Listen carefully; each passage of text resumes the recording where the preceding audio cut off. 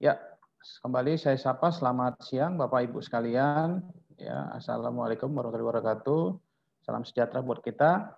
Ya, nah di siang hari ini melalui media Tama saya diberikan kesempatan kembali untuk memaparkan terkait forklift. Ya, di mana nanti kita akan menyinggung terkait regulasi forklift dan bagaimana kompetensi daripada seorang operator forklift nanti yang boleh mengoperasikan daripada forklift itu sendiri, ya.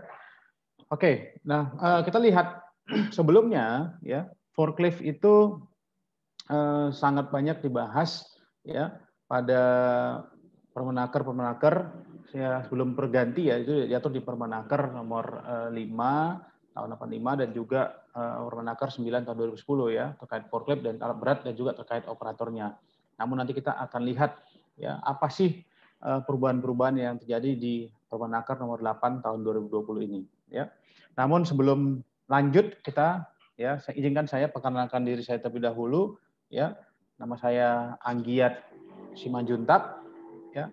Dan saya juga pernah bekerja di salah satu perusahaan manufacturing yang ada di Indonesia, lebih kurang pengalaman 15 tahun di perusahaan tersebut ya. Juga saat ini fokus hanya sebagai trainer saja untuk K3. Oke.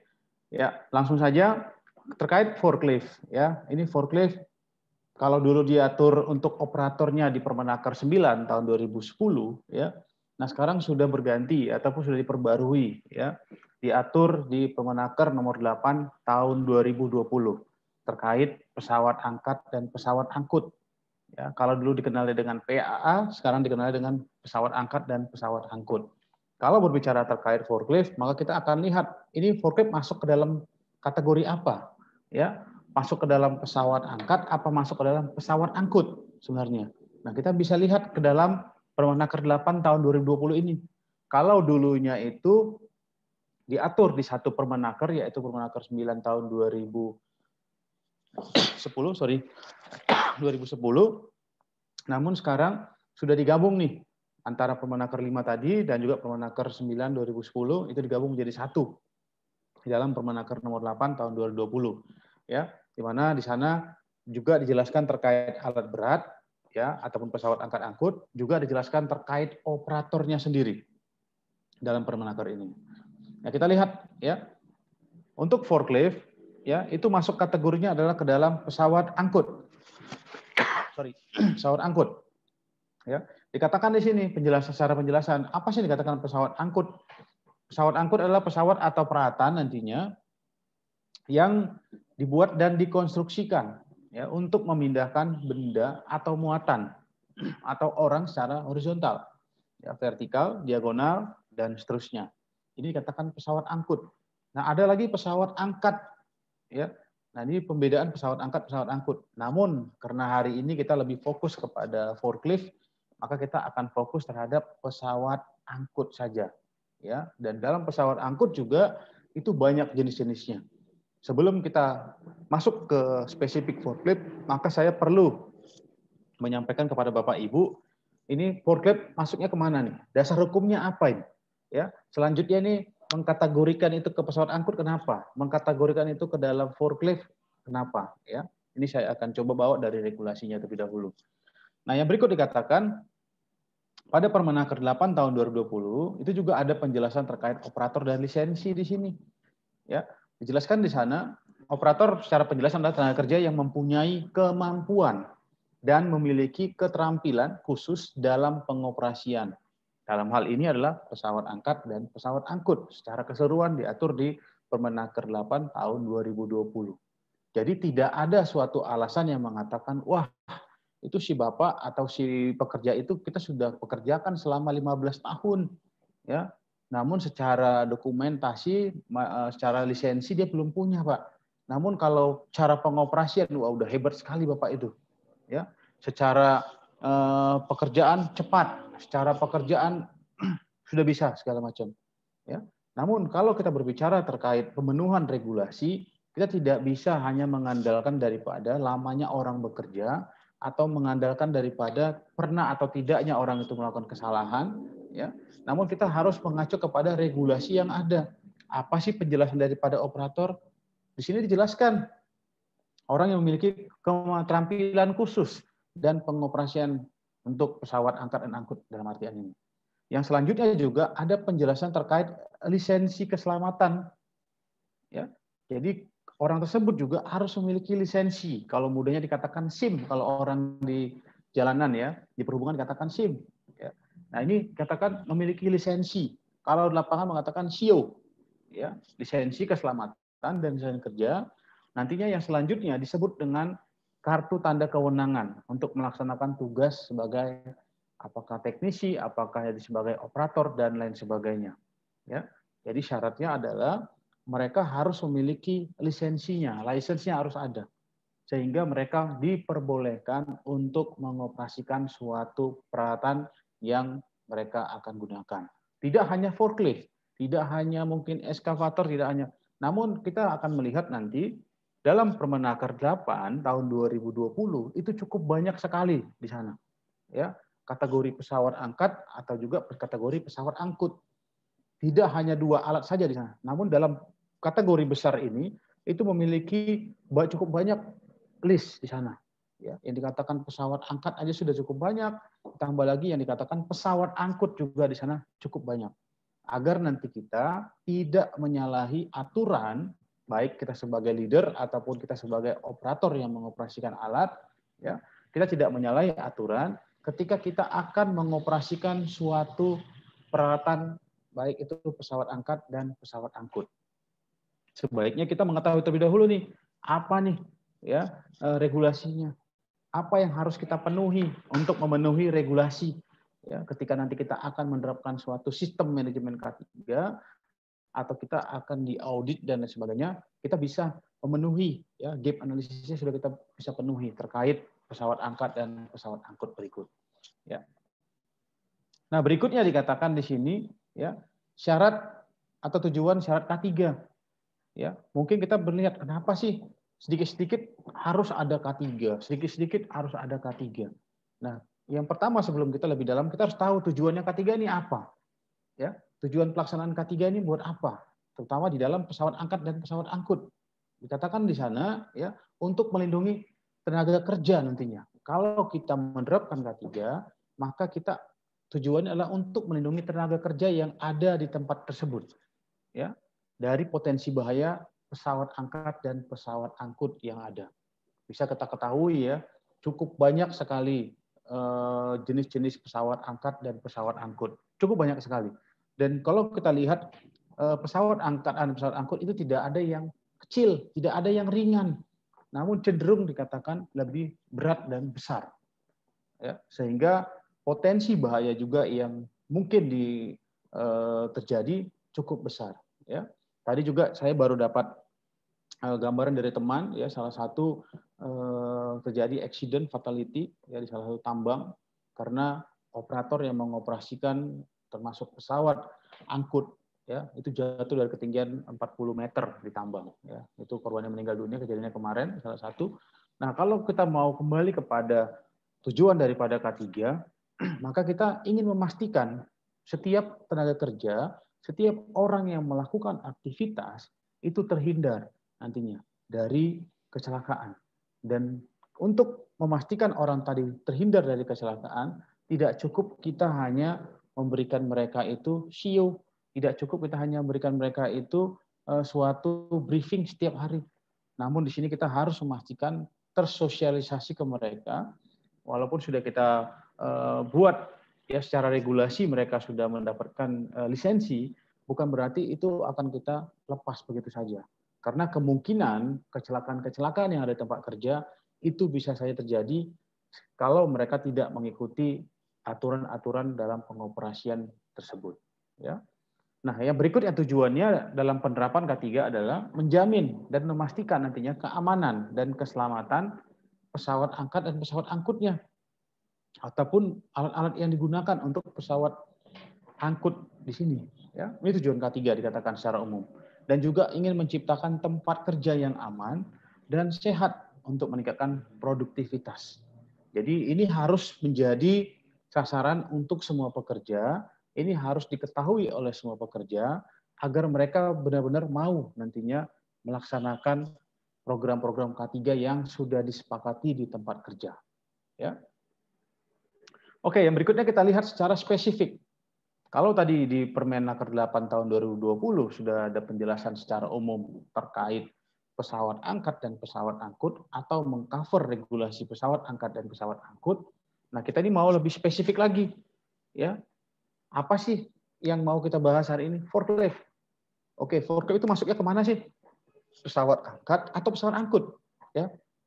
Nah, sesuai dengan Permenaker 8 tahun 2020 dikatakan di sini, forklift itu termasuk ke dalam kategori pesawat angkut. Ya, sebagaimana dimaksud dikatakan alat berat terdiri dari ada forklift, ada lift truck, ada reach stacker, ada telehandler dan lain sebagainya. Nah, ini untuk alat berat saja sudah banyak sekali jenis-jenisnya. Apakah masing-masing alat ini harus memiliki lisensi masing-masing? Jawabannya iya. Apakah masing-masing ini harus dimiliki oleh setiap operator? Jawabannya juga iya. Bagaimana kalau operator tidak menggunakan? Maka kita tidak memenuhi daripada regulasi. Wah, operator kita Pak memiliki lebih dari satu. Ya silakan kita memberikan mereka lisensi lebih dari satu. Ya, kita sudah menggunakan jasa yang lebih dari satu, kita juga harus memastikan mereka memiliki lisensi lebih dari satu. Nah, terkait lisensi di sini ataupun terkait mereka memiliki CEO nanti dalam pengoperasian. Secara tujuan itu bukan hanya memenuhi daripada administratif, ya, karena banyak orang berpikiran Pak kalau mau kerja ke perusahaan A tersebut maka di sana diwajibkan memiliki CEO, ya. Kalau mau bekerja di sana itu harus ada CEO, ya. Sekali lagi dikatakan kita tidak hanya memenuhi dari sisi administratifnya saja, namun di sini ya administratif tadi, CEO tadi ataupun lisensi tadi yang ditentukan oleh Kemenaker di Permenaker 8 tahun 2020 adalah ingin memastikan bahwasanya ketika ada seorang operator yang akan mengoperasikan suatu peralatan baik itu forklift dan lain sebagainya, maka orang tersebut sudah melalui proses pelatihan, sudah melalui proses pengujian ya ataupun ujian dikatakan, dan jika dinyatakan luluslah baru mereka mendapatkan CEO ataupun lisensi. Sehingga apa? Sehingga dengan memastikan itu kita bisa sama-sama mendapatkan ataupun memenuhi tujuan daripada syarat K3 tadi seperti yang sudah kita singgung. Ya, tujuannya tadi salah satunya adalah untuk memastikan orang tersebut dapat bekerja dengan aman. Namun kalau kita tidak memastikan mereka tidak memiliki lisensi diperbolehkan begitu saja mengoperasikan, maka di mindset dalam seorang operator adalah bagaimana cara saya mengoperasikan suatu alat ini dengan cepat. Bagaimana nantinya saya bisa memastikan pengoperasian ini dengan banyak ya kapasitasnya ataupun dengan kuantitinya banyak. Kalau seseorang itu tidak dibenahi dengan pengetahuan-pengetahuan daripada K3 nantinya, ya, bagaimana cara pengoperasian, bagaimana cara pengangkatan dan lain sebagainya, ya. Jadi memang harus didasari oleh regulasi di sini, harus didasari oleh pengetahuan juga terkait K3 nantinya setiap operator, ya. Oke, kita lihat untuk operator forklift sesuai dengan Permenaker 8 tahun 2020 ya, di sana dijelaskan untuk operator forklift terdiri dari 2 kelas saat ini. Ya, sudah 2 kelas, yaitu kelas 2 itu maksimal mengoperasikan 15 ton dan untuk kelas 1 itu lebih daripada 15 ton yang mereka bisa operasikan. Jadi kalau nanti Bapak Ibu pengen tahu, wah kalau saya mau mengoperasikan yang 10 ton kelas berapa sih? Ya batasannya 15 ton. Ya. Jadi kalau 1 sampai 15 itu masih bisa menggunakan kelas 2. Kalau di atas 15 ton silakan untuk yang kelas 1. Sesuai dengan regulasi Permenaker nomor 8 tahun 2020. Di sana ada penjelasannya. Nah, berikut adalah secara pemenuhan regulasi. Jadi kalau kita ingin memastikan bagaimana kesesuaiannya, bagaimana kita boleh memberikan orang mengoperasikan forklift, apa sih yang harus saya pastikan ketika akan kita membuat mendatangkan suatu alat berat forklift atau pesawat angkat angkut, ya. Nah, kita bisa mengacu kepada Permenaker 8 ini. Ya, kita bisa mengacu ke Permenaker 8 ini. Secara spesifik kita mau tahunya forklift nih. Ya oke, kalau kita mau memiliki forklift, maka lihat forkliftnya forklift berapa ton dulu nih. Ya, yang akan digunakan berapa ton? Oh, kita hanya 3 ton. Ya silakan. Kita bisa mentrainingkan karyawan kita ataupun operator kita untuk mengikuti sertifikasi operator forklift kelas 2 nantinya. Karena itu bisa diatur di Permenaker itu untuk maksimal 15 ton nantinya. Ya. Oke, secara regulasi sudah jelas jadi disampaikan di sana bagaimana penjelasan dari Permenaker sampai ke forklift dan beberapa kelas dari forklift. Selanjutnya kita lihat untuk pengoperasian, ya, untuk pengoperasian, kenapa harus operator forklift? Ya, kenapa harus yang memiliki SIO, yang memiliki SIO saja yang boleh mengoperasikan forklift? Ya, nah tadi sudah kita ketahui ada loh dasar hukumnya, ada loh regulasinya, ya, sehingga itu bisa kita tuangkan nantinya menjadi suatu prosedur di masing-masing tempat kerja. Ya, kita tidak melihat silakan bagi Bapak Ibu yang sudah cukup lama membawa forklift maka diperbolehkan bawa forklift. Bapak Ibu yang memang bisa bawa forklift silakan bawa forklift. Namun di sini tidak menanyakan adalah kepada kompetensi saja, tidak menanyakan kepada masa kerja saja, namun kita tetap mengacu terutama adalah kepada regulasi yang ada. Ya, apa yang dikatakan pada regulasi? Hanya operator forklift memiliki SIO lah yang boleh mengoperasikan daripada forklift tersebut. Terus kalau kami Pak selama ini punya forklift cukup banyak, namun kami belum pernah mentrainingkan operator kami dan kami juga belum pernah ada kecelakaan di perusahaan kami. Apakah itu bisa menjadi suatu justifikasi ataupun suatu sanggahan kepada Disnaker setempat untuk kami tidak perlu mentraining ataupun kami tidak perlu memiliki SIO? Jawabannya tidak boleh tetap. Kalau Bapak Ibu saat ini di perusahaannya belum pernah mengikuti ya sertifikasi operator forklift dan selama ini kebetulan belum pernah disidak oleh dinas Disnaker setempat, ya harusnya Bapak Ibu sudah berterima kasih tidak ketemu saat ini, ya, dan segeralah untuk memplanningkan operator-operator Bapak Ibu untuk sertifikasi operator sesuai dengan jenis alat yang ada, ya. Bukan berarti wah selama ini kita nggak apa-apa kok Pak, berarti ke depannya nggak apa-apa gitu. Ya, tidak. Namun kalau melalui webinar ini kita diberikan pengetahuan, kita mendapatkan pengetahuan yang baru nih. Oh, ternyata alat-alat berat yang kita gunakan itu harus ya memiliki SIO ya ternyata, harus memiliki lisensi ya ternyata ya.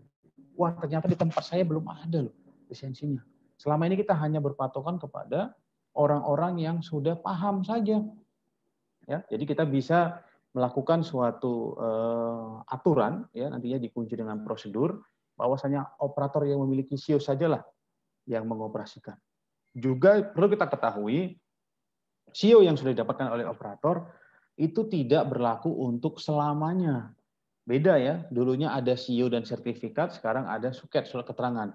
Kalau surat keterangan itu berlaku selamanya ataupun sertifikat. Namun SIO ini juga ini mirip seperti SIM. Ya, dia ada masa berlakunya. Nah, ketika nanti sudah jatuh waktu untuk diperpanjang, maka kita bisa mengurus kembali nanti melalui ke Kemenaker RI ya untuk perpanjangan SIO-nya. Untuk apa itu dilakukan? Untuk memastikan apakah operator tersebut masih layak sebagai operator. Ya. Oke, yang berikutnya dikatakan secara pengoperasian juga. Nah, hal-hal seperti inilah nantinya yang akan didapatkan oleh operator-operator dalam mengikuti suatu pembinaan ataupun pelatihan sertifikasi. Ya. Jadi tadi dikatakan dalam tujuan K3 ataupun tujuan syarat K3 itu adalah untuk memastikan si pekerja tadi bekerja dengan aman, dengan selamat, ya tidak mengalami penyakit. Ya. Apakah dengan memiliki SIO yang kecil segini, yang seperti SIM ini bisa memastikan dia benar-benar selamat? Apakah SIO ini yang membawa dia tidak mengalami kecelakaan? Ya. Tidak SIO-nya sekali lagi dikatakan. Namun bagaimana nanti orang tersebut mengikuti suatu pelatihan dan dibina di sana untuk melakukan aspek-aspek apa saja sih yang mereka lakukan agar forklift yang mereka operasikan itu benar-benar aman. Agar mereka yang berada di atas forklift tadi benar-benar aman. Ya. Nah, secara umum dikatakan sebelum dioperasikan, maka operator itu harus memeriksa kondisi daripada forkliftnya terlebih dahulu. Apa saja yang diperiksa? Ya, silakan ditentukan nanti standar-standar dalam pemeriksaan yang ada di masing-masing perusahaan nantinya. Ya, wah kami mau melakukan pemeriksaan-pemeriksaannya cukup banyak nih Pak. Silakan. Ya, Nah, pemeriksaan-pemeriksaan tersebut pastinya mewakili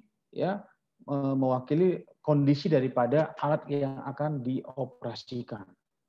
Tidak bisa, Pak, suatu forklift menggunakan checklist-nya loader, suatu forklift menggunakan checklist-nya eskavator. Ya, itu tidak akan sama, tidak akan matching nantinya. Dan tidak akan bisa tepat sasaran untuk memastikan operator tersebut mengoperasikan dengan aman nantinya. Ya. Namun untuk apa di sini operator melakukan pemeriksaan? Apakah yang melakukan pemeriksaan hanya mekanik, hanya maintenance dan sebagainya? Ya. Nah, di sini operator tidak melakukan perbaikan. Namun operator ini adalah ingin mengetahui sejauh mana nih kondisi alat nantinya yang akan dia gunakan. Ya, sejauh mana nih sekarang kondisi alat yang akan dia operasikan? Masih layak nggak ya? Masih boleh nggak digunakan ya? Masih aman nggak yang digunakan ya? Nah, melalui pemeriksaan-pemeriksaan yang dia lakukan pada forkliftnya, dengan harapan nantinya bisa mencegah kemungkinan-kemungkinan kecelakaan terjadi. Dapat menemukan ketidaknormalan pada alatnya sendiri. Ya, inilah tujuan daripada si operator tersebut melakukan pemeriksaan-pemeriksaan pada forkliftnya sendiri. Ya. Nah, yang berikutnya dikatakan, bila dalam pengecekan tadi, ya, si operator menemukan cacat atau menemukan ketidaksesuaian pada forkliftnya, apa yang harus dilakukan? Apakah si operator tersebut harus memperbaiki? Ya, apakah si operator tersebut harus melakukan perbaikan terhadap forkliftnya? Ya, nah, kalau kerusakan kategori kecil, silakan langsung si operator melakukan perbaikan.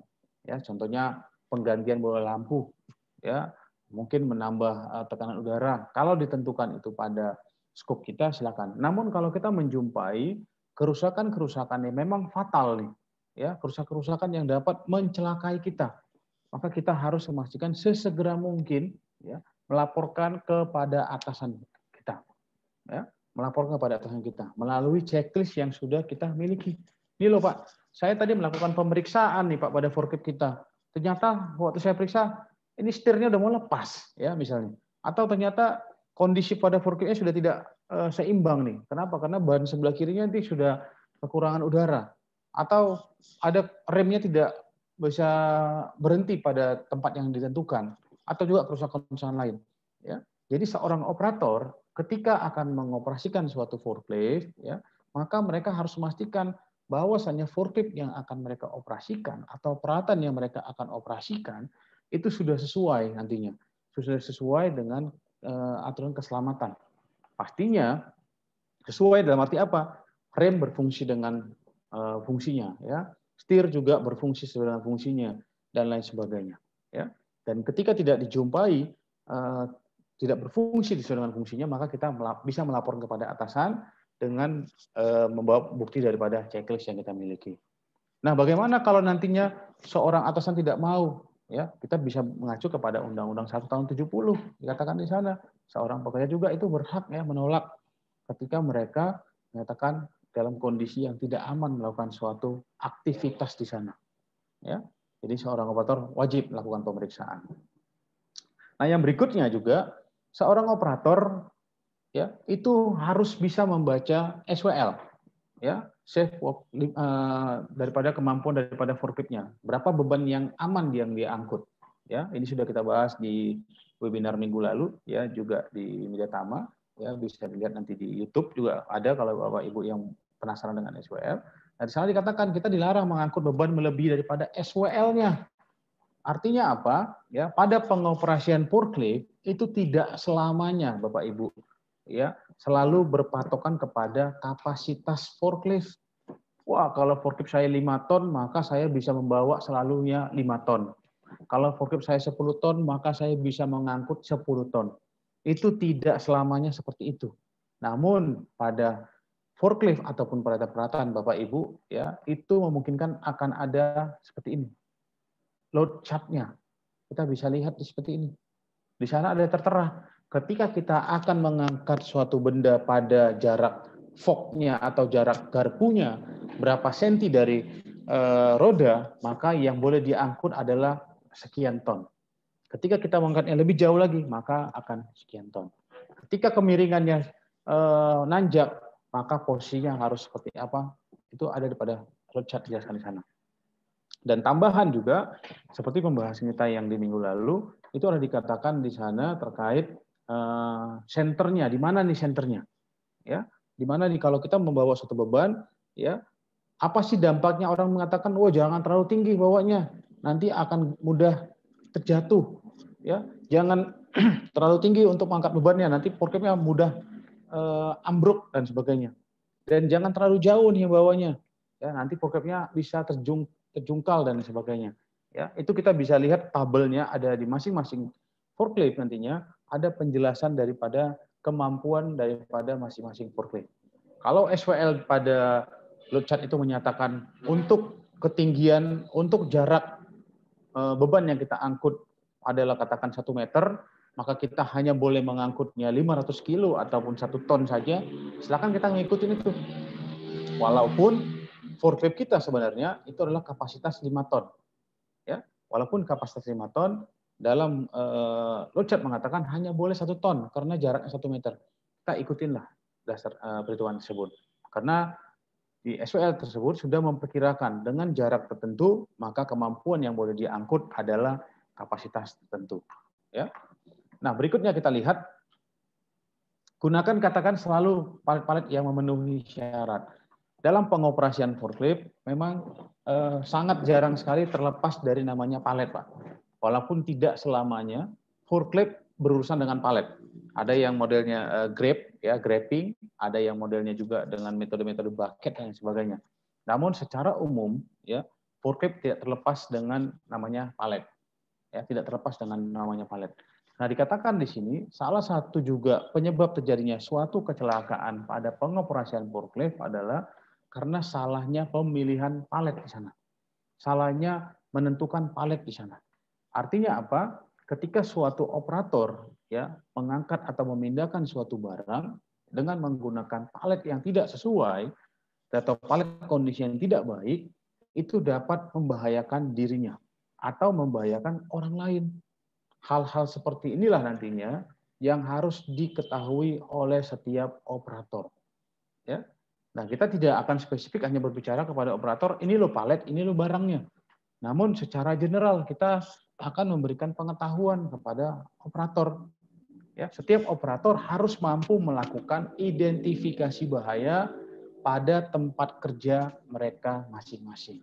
Mereka harus mampu mengidentifikasi bahaya pada tempat kerja mereka masing-masing. Bukan hanya menentukan palet yang seperti ini boleh, palet yang seperti ini tidak boleh. Namun juga para operator sudah harus dibenahi dengan pengetahuan terkait identifikasi bahaya. Ketika mereka melihat kondisi palet yang menurut mereka tidak baik, mereka harus melaporkan kepada atasannya. Ya.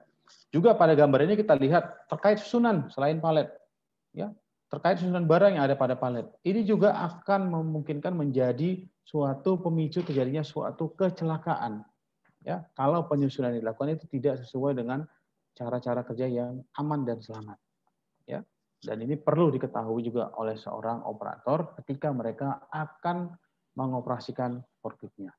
Nah, apa nih tujuannya? Apa nih goalnya? Kembali lagi kepada K3 tadi. Ya, apa tujuan syarat K3? Kembali lagi kepada tujuan akhir tadi.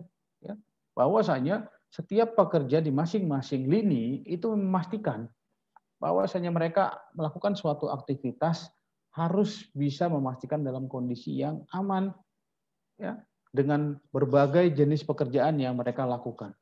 Ya, dalam hari ini kita berbicara terkait forklift, maka sisi operator forklift juga memungkinkan terjadi suatu kecelakaan, memungkinkan juga akan tidak terpenuhinya regulasi, memungkinkan juga salahnya penentuan orang yang memiliki lisensi dan lain sebagainya.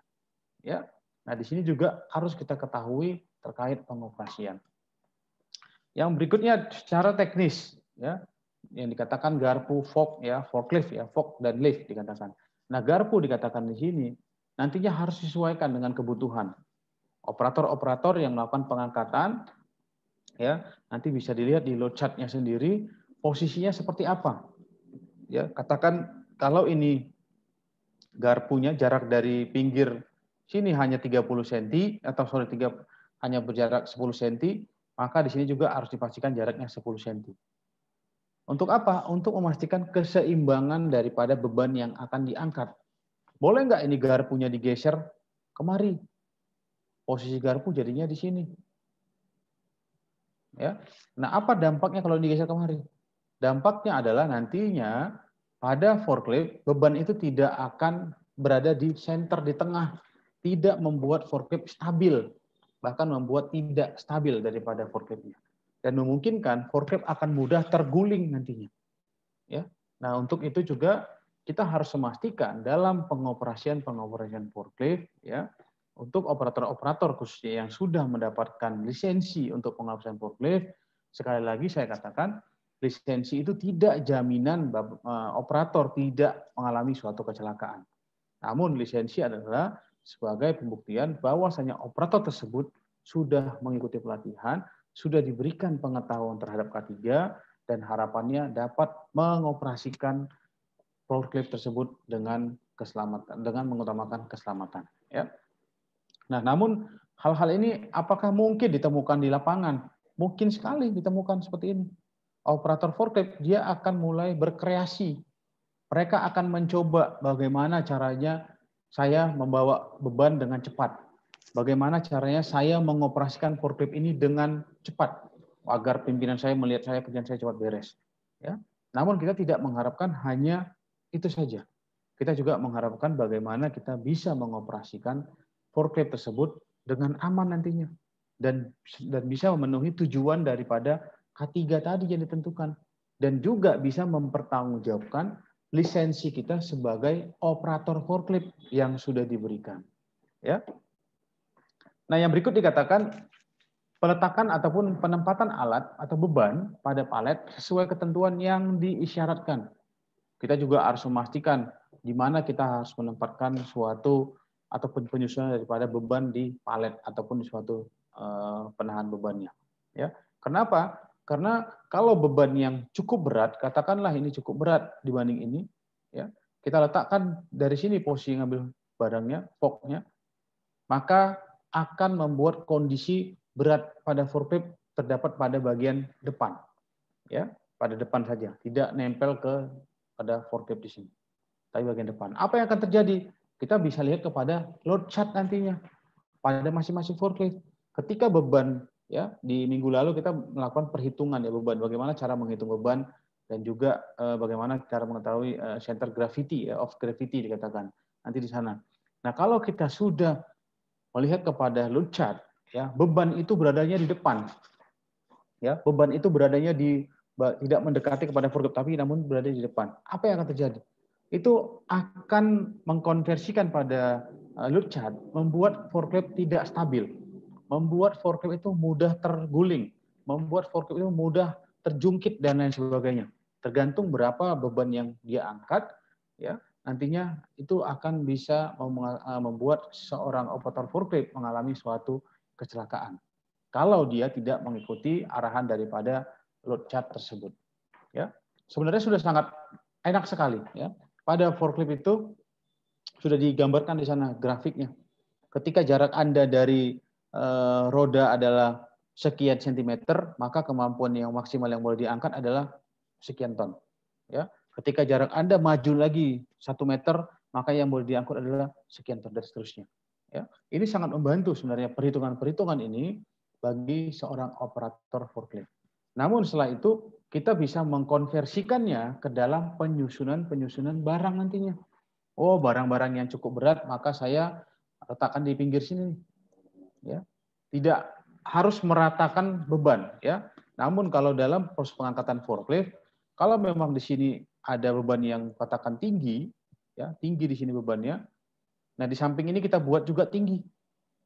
Supaya apa? Agar kita ngambilnya dari sini, ya, menggunakan forkliftnya lebih dekat. Beban itu akan berada ke arah forklift. Yang ringan nanti di sini akan berada ke bagian depan forklift. Sehingga kalau kita mengkonversikan ke dalam load chart nantinya, itu akan membuat forklift lebih stabil karena beban itu berada di dalam. Ya. Nah, hal-hal seperti ini juga menjadi perhatian-perhatian khusus bagi semua operator-operator forklift ataupun juga bagi supervisor atau orang yang mengawasi kegiatan-kegiatan pengoperasian forklift. Kenapa kita sebagai pengawas juga perlu mengetahui ini? Memungkinkan Bapak Ibu, contohnya sebagai pengawas, melihat, wah, operator saya sudah melakukan tugasnya, ya, mengangkat, memindahkan barang dan sebagainya, sudah melakukan itu dengan tugasnya, ya. Namun kita juga dapat membantu mereka dalam menemukan sumber bahaya. Kalau kita melihat, wah, itu kenapa bebannya di bagian depan forklift malah yang diangkat di sini, ya, di sini yang beban yang lebih berat, yang ringan malah bagian dalam, ya. Nah, kita bisa memberikan juga sosialisasi kepada mereka terkait dasar-dasar pengoperasian forklift atau cara mengoperasikan forklift yang aman nantinya. Walaupun sudah kita ketahui operator kita sebenarnya sudah memiliki nih lisensi, sudah memiliki nih sertifikat, sudah pernah ini mengikuti pelatihan. Namun tidak ada salahnya kita memberikan refresh, kita memberikan arahan kembali kepada mereka. Ini loh Pak, cara mengoperasikan forklift, ya, agar kita bisa terhindar dari kecelakaan. Ya. Nah, yang berikutnya kita lihat, dikatakan letakkanlah beban pada posisi yang seimbang.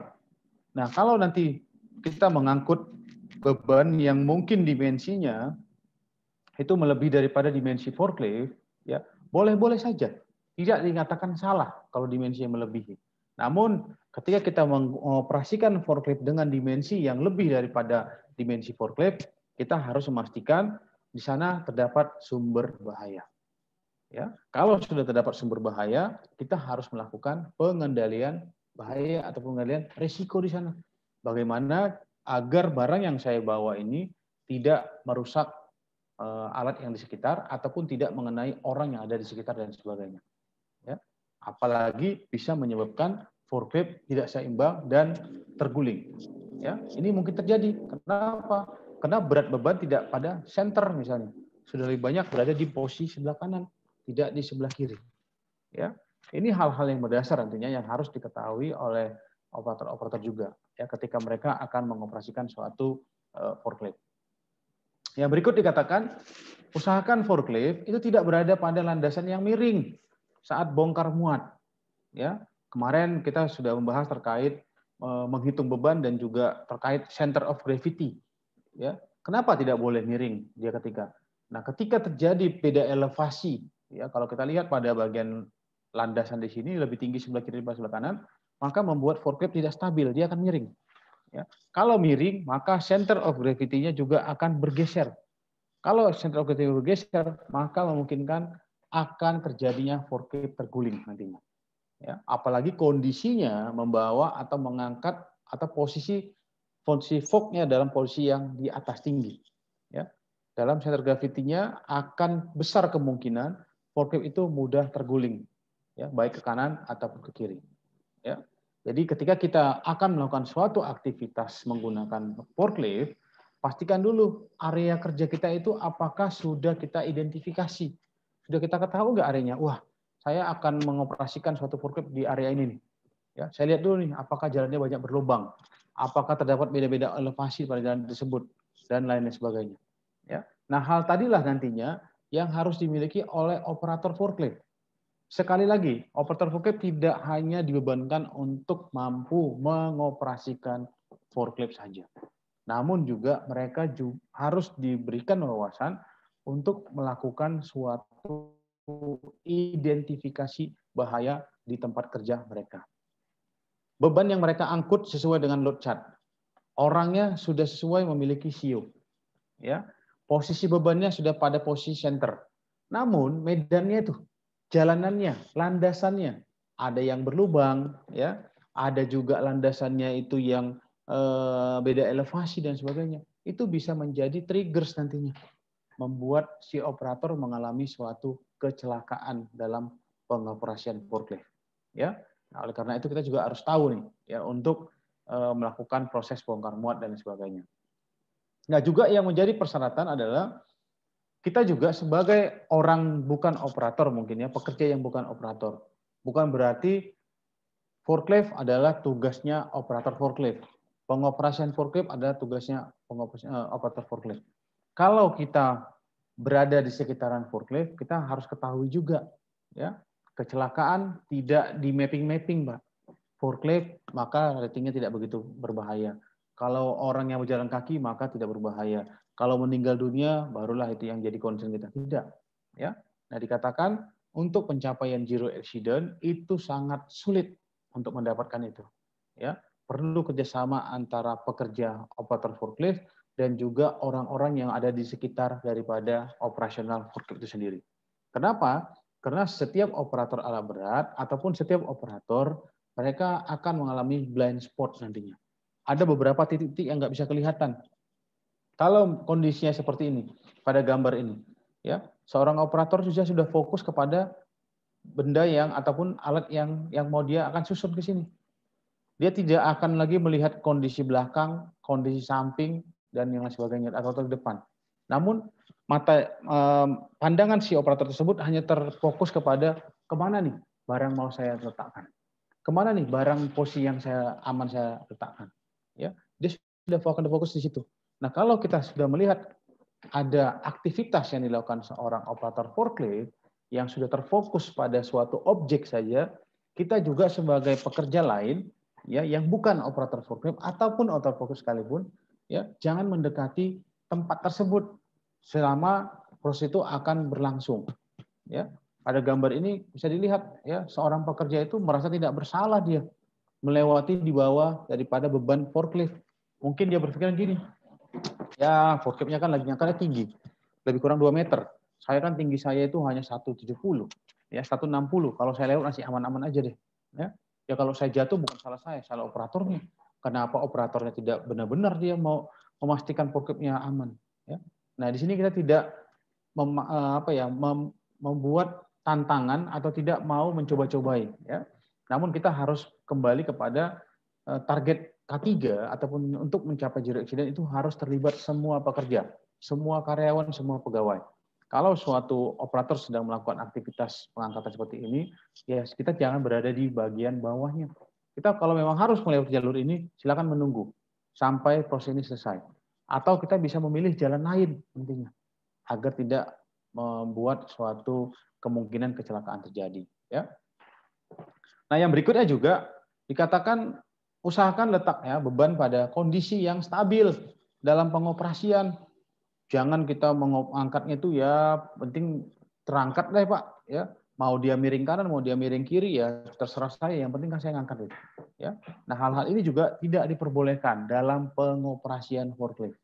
Kalau nanti kita melihat operator kita di lapangan ya melakukan pengangkatan, namun beban yang diangkat itu miring, ya dan dia masih meneruskan atau melanjutkan pekerjaannya, maka kita bisa menentukan apakah pekerjaan itu harus diberhentikan sementara dan di briefing kembali operatornya apakah atau boleh dilanjutkan terus. Ya. Nah di sini kita juga perlu mengetahui hal tersebut.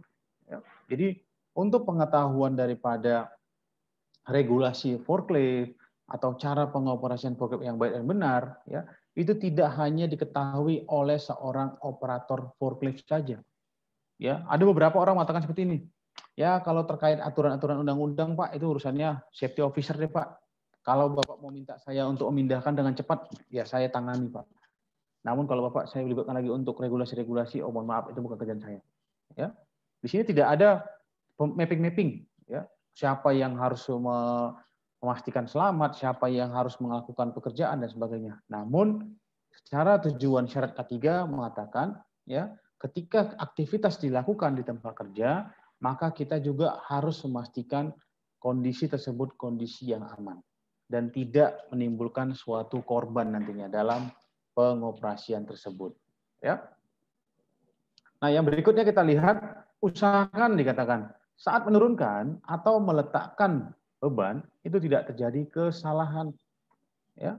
Karena apa? Memungkinkan beban yang kita angkat dengan ketinggian tertentu itu akan jatuh ke arah kita. Memungkinkan. Sehingga pada beberapa forklift ya itu diwajibkan memiliki kanopi ya ataupun tiang penyangga seperti ini. Ya, ada tiang penyangganya. Kenapa? Karena memungkinkan barang yang kita angkat itu bisa jatuh ke arah kita. Kalau sistem pengangkatannya itu tidak benar. Atau kalau penempatan beban tersebut tidak benar. Atau ketika melepas daripada beban itu, parkirnya tidak benar dan sebagainya. Ya, jadi dikatakan di sini jangan sampai terjadi suatu kesalahan ketika kita akan meletakkan suatu beban pada tempat-tempat tertentu. Ya. Nah, yang berikutnya yang perlu kita ketahui adalah dilarang meletakkan beban dengan memiringkan ke mas. Ya, seperti ini. Memiringkan ke arah depan dia meletakkannya. Ya. Kalau kita memang sudah akan meletakkan kemarin, silakan tempel di sini masnya sedekat mungkin. Ya. Forklifnya di sini. Tempel masih sedekat mungkin, letakkan di sini paletnya. Ya. Kalau nanti kita akan mau kesulitan melepaskannya, baru kita miringkan ke depan sedikit, posisinya seperti ini. Silakan saja kalau kita kesulitan melepaskan daripada paletnya. Namun tidak disarankan, ya, masih jarak tertentu cukup jauh seperti ini, kita sudah mengangkat beban dalam kondisi yang tinggi. Ya, kenapa? Ini banyak sekali dilakukan oleh operator dengan tujuan agar cepat, dengan tujuan agar simple, dengan tujuan kita mau kerjanya cepat. Ya, dari jarak 3 atau 5 meter, dia sudah mengangkat posisi masnya ke dalam tinggi. Ya, dia sudah ancang-ancang, oh saya akan meletakkan di atas beban tersebut, maka saya angkatnya tinggi nih. Sampai di sana tinggal meletakkan saja. Ya, itu dalam pengoperasian forklift tidak diizinkan atau tidak disarankan. Karena apa? Semakin beban tinggi Anda angkat, ya, secara load chart itu tidak ada masalah memang. Namun secara center of gravity, maka di sana akan memungkinkan terjadinya forklift terbalik, ya, dan lain sebagainya akan tinggi sekali. Ya, karena kalau kemarin kita masih ingat terkait center of gravity, ya, kalau dibuat dalam segitiga seperti ini, ya, ketika masnya kita angkat tinggi, ya, kita buat tinggi forkliftnya, maka gambaran bandulnya juga akan tinggi. Maka dia akan lebih dekat ke arah sini dan arah ke sini. Kalau dia dibuat lebih rendah forknya, maka bandulnya akan ada di sini. Jadi ketika dia bergerak ke kanan ke kiri, forkliftnya goncangan, itu masih dalam kondisi yang dalam range aman untuk center of gravity-nya. Ya, ini penjelasan secara umumnya saja terkait pengangkatan ataupun peletakan beban nantinya. Ya. Nah, yang berikutnya dikatakan usahakan penempatan beban pada garpu dengan baik sehingga tidak berjatuhan. Ya, ini lebih kepada penempatan-penempatan saja. Ketika operator-operator forklift akan meletakkan daripada beban, ya, itu dipastikan dalam kondisi yang baik agar tidak berjatuhan nantinya. Oke, yang berikutnya kita harus perhatikan, ya, kedudukan mas saat mengangkut beban, ya, sudut kemiringannya. Sebaiknya agar beban yang kita angkut di forklift itu kokoh, ya, ataupun tidak mudah jatuh ke bagian depan, itu bisa kita tempelkan ke arah mas di sini. Ya, kita bisa tempelkan ke arah mas di sini, ya. Di sini kita tempelkan. Kalau dilihat secara gambarnya, dia lebih mengikat, lebih kokoh dia, lebih terikat, ya, terkunci kita katakan. Ya, kenapa? Karena dia miringnya sudah ke arah mas, ya, miringnya ke arah sini.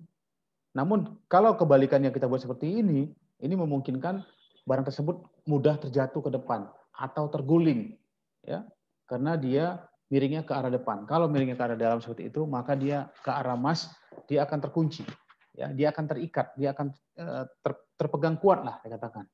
Ya, nah ini juga menjadi dasar-dasar dalam nantinya kita melakukan proses pengangkatan, ya, proses pengangkatan untuk mengoperasikan suatu forklift tersebut.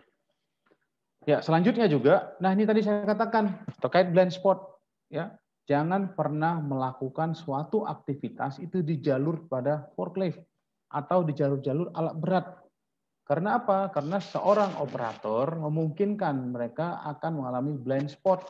Mereka akan tidak bisa melihat bagian-bagian atau titik tertentu karena mereka membawa suatu beban yang mungkin tingginya, ya, itu hampir menghalangi jarak pandang atau mengurangi jarak pandang, ya.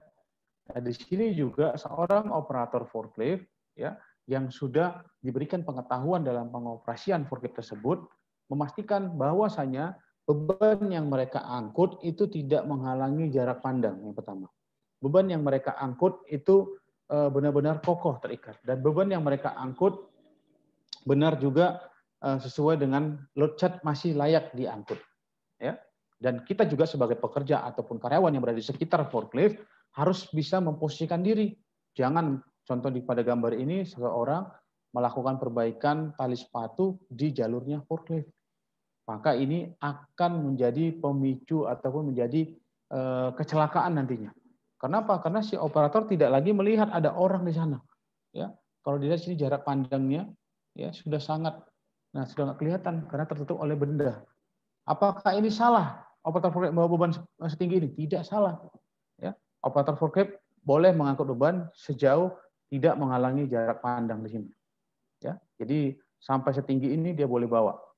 Namun yang menjadi pertanyaan adalah, atau yang salah pada gambar ini adalah seorang yang melakukan perbaikan pada tali sepatunya di jalur forklift. Ya.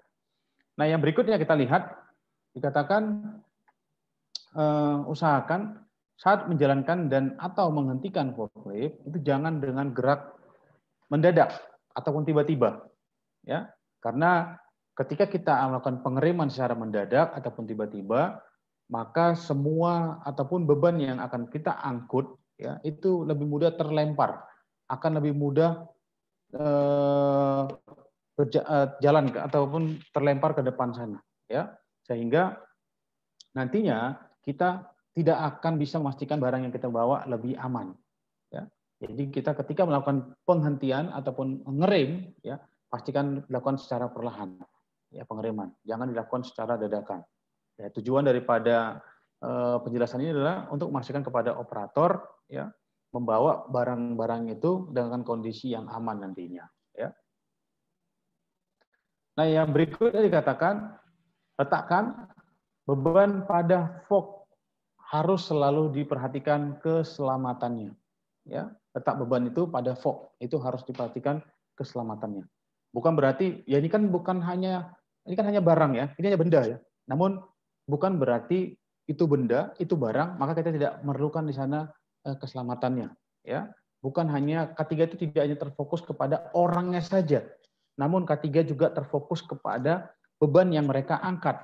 Ya, beban yang diperintahkan mau dipindah oleh seorang atasan kita harus pastikan beban itu kita pindah dengan kondisi yang aman dan juga tidak mengalami suatu kecelakaan. Sehingga kita harus memastikan ya letak beban pada fork itu harus dalam kondisi yang aman nantinya. Ya. Kecepatan juga ditentukan oleh masing-masing perusahaan atau juga dalam Permenaker 8 tahun 2020 maksimal kecepatan untuk pengoperasian forklift sendiri. Nah, yang berikutnya dikatakan awas ya, jangan dekat dengan forklift lain. Pada Permenaker 8 tahun 2020 di sana dijelaskan ketika forklift itu beriringan antara forklift satu dan forklift yang berikutnya, maka jarak minimum yang harus dipenuhi seorang operator itu adalah minimal 10 meter. Jarak antara forklift dengan forklift yang berikutnya. Kalau beruntun seperti ini ya, jaraknya 10 meter. Kalau hanya berhadapan seperti ini, itu tidak 10 meter. Ya, namun kalau beriringan itu disyaratkan 10 meter. Namun apakah 10 meter ini dibutuhkan untuk seluruh kondisi? Ya, nanti akan dilihat kondisinya seperti apa. Kalau untuk penyusunan-penyusunan di area tersebut, ya bisa lebih dekat.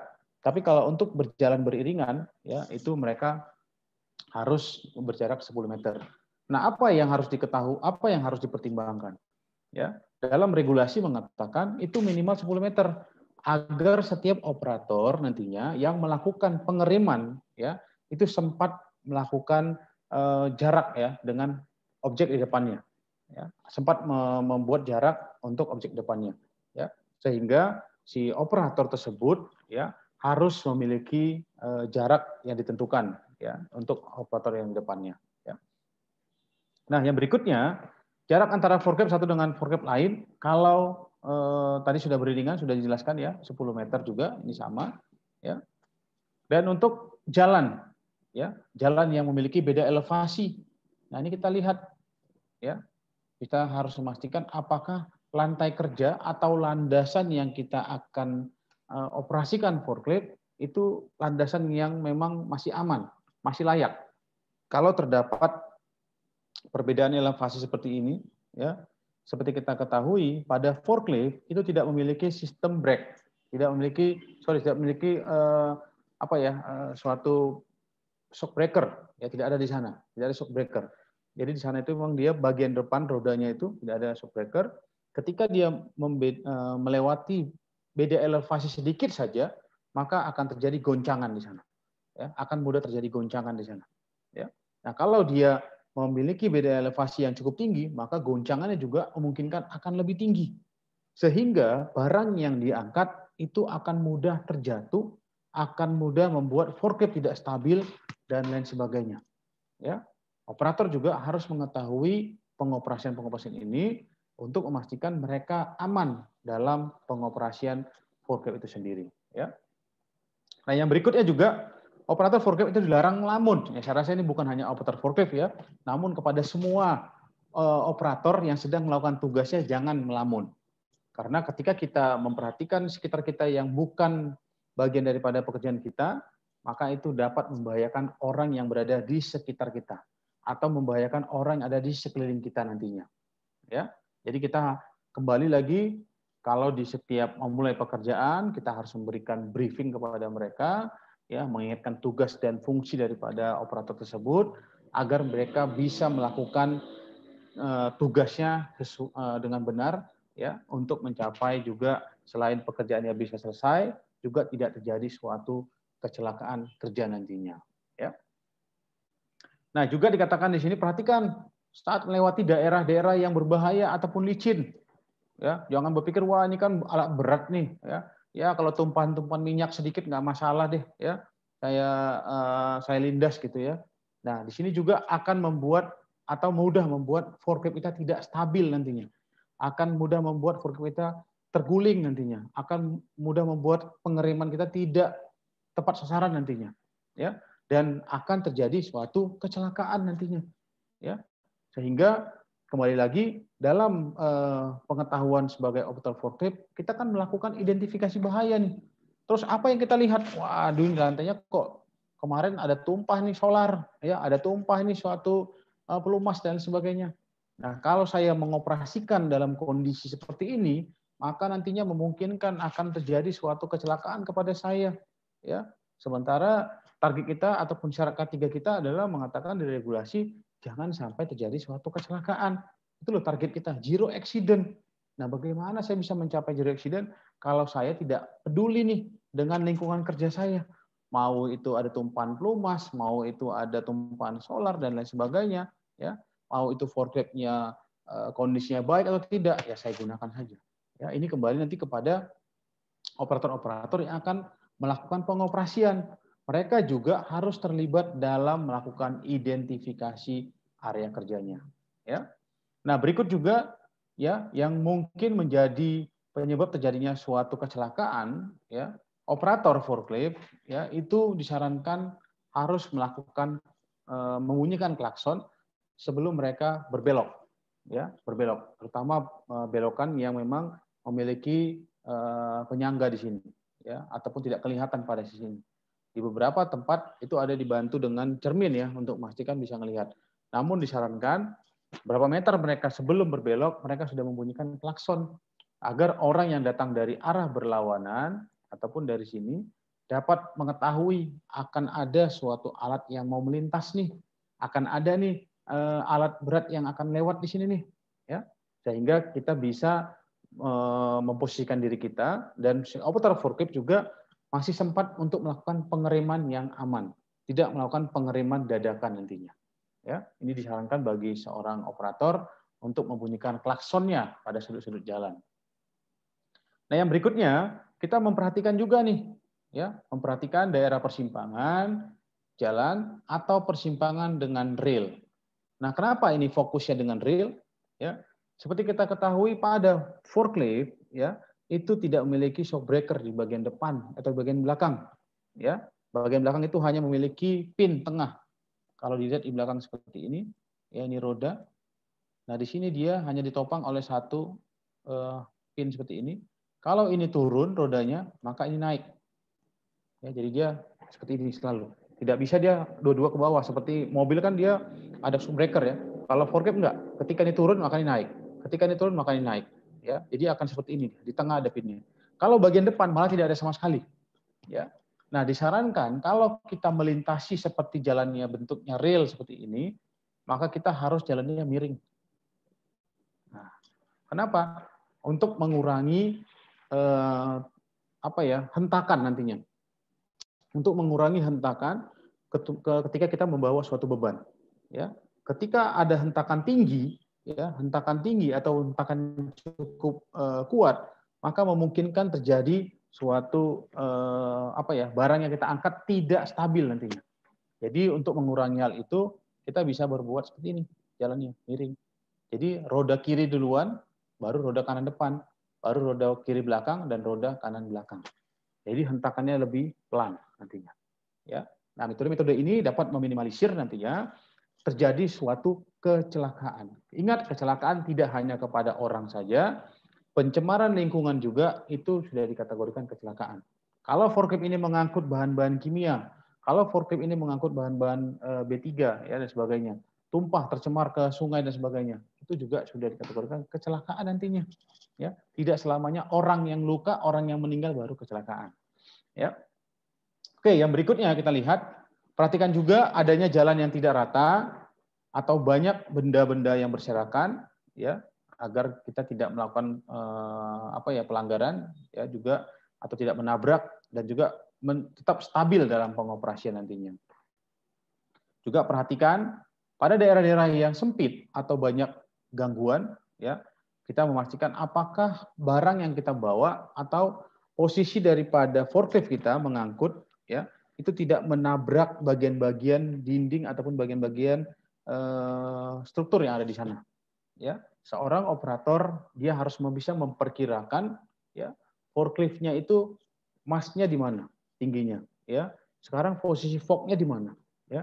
Terus lebar benda yang mau saya bawa berapa, ya. Dan bagaimana metode cara pengoperasian yang harus saya lakukan agar terhindar dari kecelakaan dalam pengoperasian nantinya, ya. Juga perhatikan, ya, jarak kanan dan kiri. Nah, di sini, ya, agar tidak menabrak pada bagian-bagian pintu ataupun pada bagian-bagian gedung nantinya. Nah, ini juga perhatikan, ya, benda-benda, jangan pernah mengeluarkan bagian tubuh kita hanya untuk melihat ataupun tidak fokus kepada pekerjaan kita, ya. Ini dapat membahayakan daripada operatornya sendiri.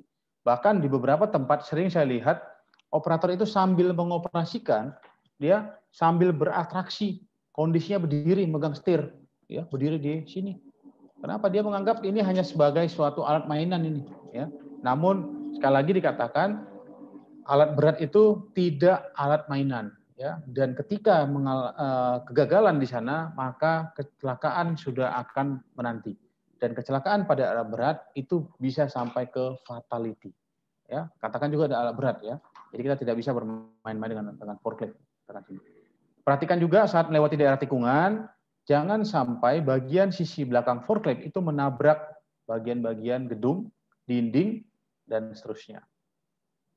Nah, ini juga, ya, perhatikan tinggi garpu kita. Dalam regulasi mengatakan ketika forklift yang tidak mengangkut beban atau ketika dia mengangkut beban, sebaiknya jarak antara fork dengan lantai itu minimal 15 cm. Ya, minimal 15 cm. Dan juga di antara 15 itu, ya, kalau tidak diperlukan untuk mengangkat beban atau menyusun, ini kita harus turunkan lagi nih, ya, agar tidak membahayakan orang-orang yang ada di depan kita ataupun membahayakan benda-benda yang ada di depan kita, ya. Jadi kita bisa menempatkan pada posisi 15 cm di sini, ya. Kecuali kita sedang mengangkat beban, kecuali kita akan menyusun beban tersebut pada suatu tempat, yaitu diperbolehkan. Namun pastikan kita sudah berada pada objek terdekat daripada tempat penyusunan. Setelah sudah dekat pada objeknya, baru kita naikkan, ya, ke tinggi yang ditentukan, baru kita letakkan barang tersebut. Ya. Juga dikatakan di sini, usahakan pandangan operator cukup, ya, tidak terhalang. Jadi kalau kita sudah mengetahui, wah, barang yang mau saya bawa, beban yang mau saya bawa, ternyata sudah menghalangi jarak pandang saya nih.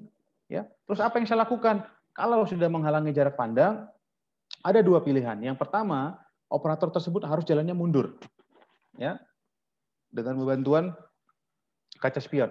Yang kedua, operator boleh jalan maju namun dibantu oleh seorang helper ya untuk memastikan kondisi depan itu bisa diinformasikan ke operator.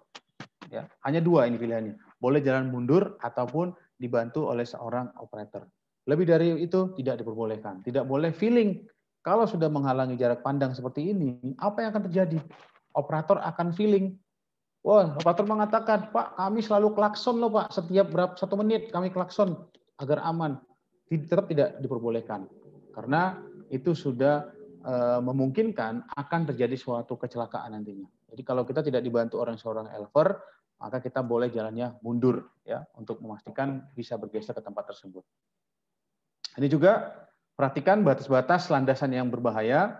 Kalau kita memang menggunakan atau melewati jembatan yang berbentuk jembatan, pastikan kekuatan daripada jembatan ini mampu menopang forklift dan juga total beban yang diangkat. Ya, agar terhindar dari suatu kecelakaan pada pengoperasian forklift nantinya. Nah, berikut juga kalau forklift tadi diperuntukkan untuk bongkar muat di suatu kendaraan ataupun kontainer, ya, pastikan kesiapan daripada kontainer itu sudah dikunci rodanya. Yang pertama. Yang berikutnya juga landasan ini memang mampu menopang daripada forklift kalau memang forkliftnya akan masuk ke dalam. Ya. Nah, apa yang sering terjadi? Ini lantai kuat, lantainya kuat menopang forklift, namun rodanya tidak dikunci.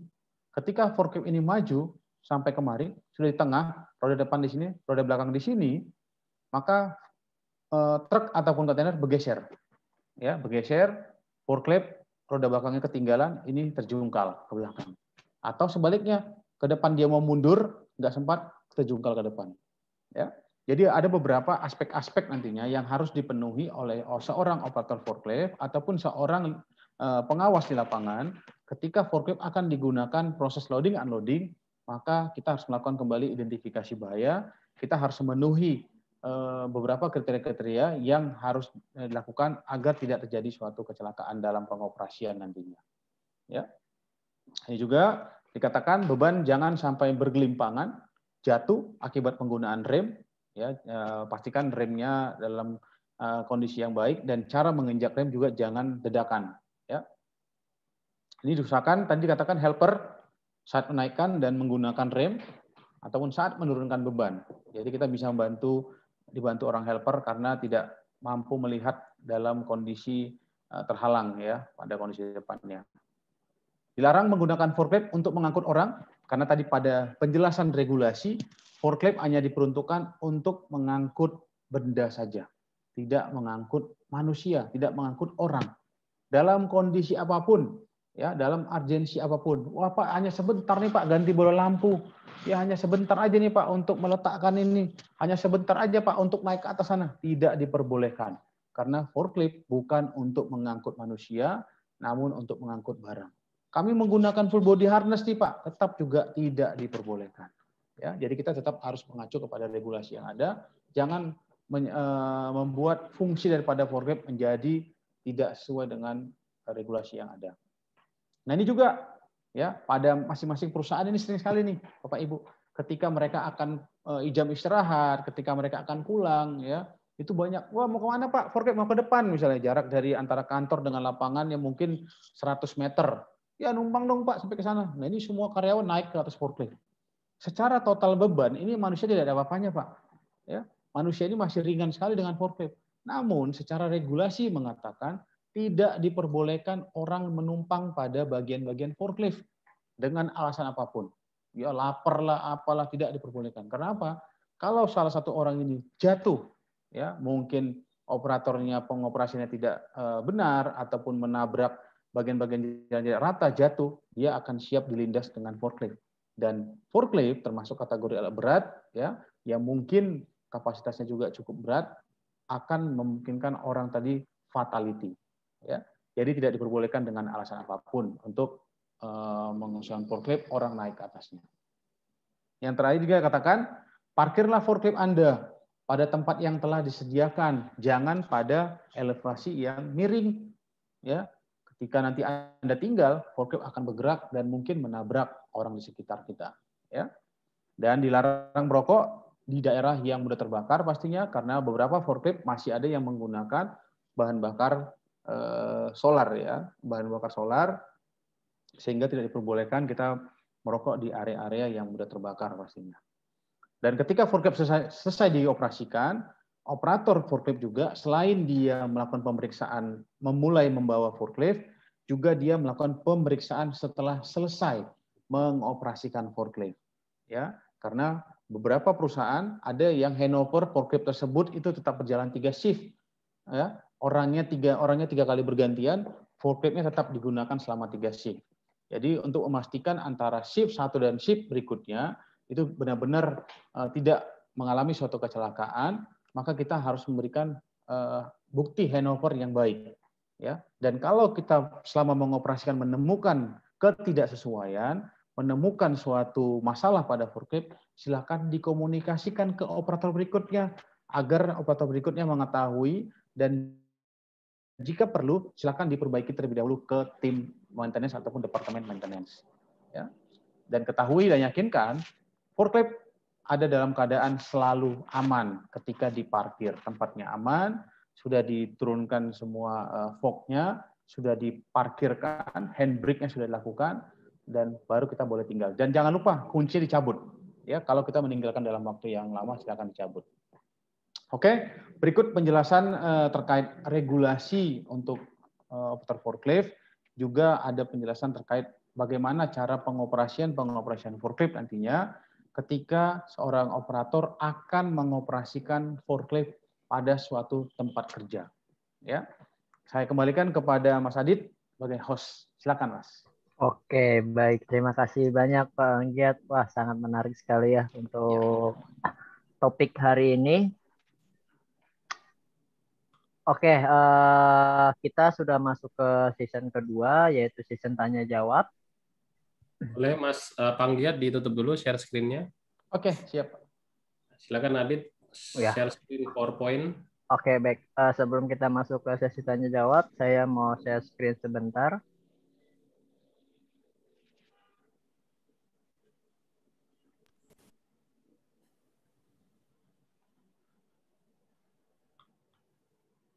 Oke, baik. Oke, untuk Bapak Ibu semua, di sini saya ingin informasikan untuk terkait pelatihan-pelatihan yang ada di Media Tama. Untuk yang pertama itu ada pelatihan ahli K3 umum. Untuk ahli K3 umum kita di bulan April sudah sold out. Kita ada lagi di bulan Mei dan bulan Juni. Untuk di bulan Mei ada di tanggal 22 Mei sampai dengan 8 Juni. Kalau untuk di bulan Juni ada di tanggal 16 sampai 30 Mei. Untuk harganya kita ada diskon khusus untuk Bapak Ibu semua. Kita ada diskon hingga 500.000. Itu untuk setiap pembayaran yang H-10 lunas, atau bisa kita sebut yaitu harga early bird H-10 wajib lunas. Untuk harganya itu yang umum 6 juta, untuk fresh graduate 5 juta. Untuk di bulan Juni sama harganya. Oke, selanjutnya kita ada auditor SMK 3. Untuk auditor itu kita sudah sold out juga, kita sudah running ya. Sudah full di bulan April. Lalu untuk di bulan Mei kita akan running kembali, dan juga di bulan Juni. Untuk di bulan Mei kita ada di tanggal 24 sampai 31 Mei. Lalu untuk di bulan Juni ada di tanggal 10 sampai 16 Juni. Untuk harganya kita ada di harga 4.500.000 untuk di harga promo. Lalu untuk harga early bird-nya itu di harga 2.500.000. Lumayan jauh selisihnya hingga 2 juta. Untuk di bulan Juni juga sama. Oke, untuk Bapak Ibu semua silakan dicatat untuk tanggalnya. Lalu ada juga ahli K3 listrik. Untuk ahli K3 listrik ini kita full tatap muka selama 17 hari. Lalu untuk di bulan April kita juga sudah sold out, kita sudah berjalan. Kita ada lagi di bulan Mei dan bulan Juni. Untuk di bulan Mei kita ada di tanggal 27 Mei sampai dengan 15 Juni. Lalu untuk di bulan Juni juga kita ada di tanggal 17 sampai 7 Juli. Ini 17 hari ya, full tatap muka. Dan untuk harganya kita ada di harga promo 17.950.000. Untuk harga early bird-nya di 13.950.000. Ini selisihnya jauh sekali, selisihnya hingga 4 juta, jauh sekali ya. Baik, silakan untuk dicatat tanggalnya untuk Bapak Ibu semua. Lalu ada lagi teknisinya, teknisi ketiga listrik. Untuk teknisi kita ada di bulan Mei dan bulan Juni. Untuk di bulan April kita sudah berjalan. Untuk di bulan Mei kita ada di tanggal 28 sampai dengan 5 Juni.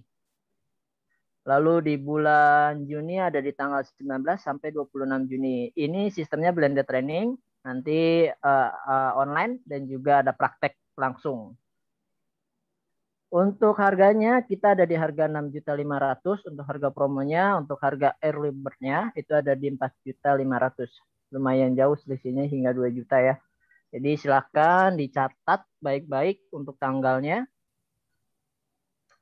Selanjutnya ada lagi ahli muda ketiga konstruksi. Untuk ahli ketiga muda konstruksi juga sistemnya blended training.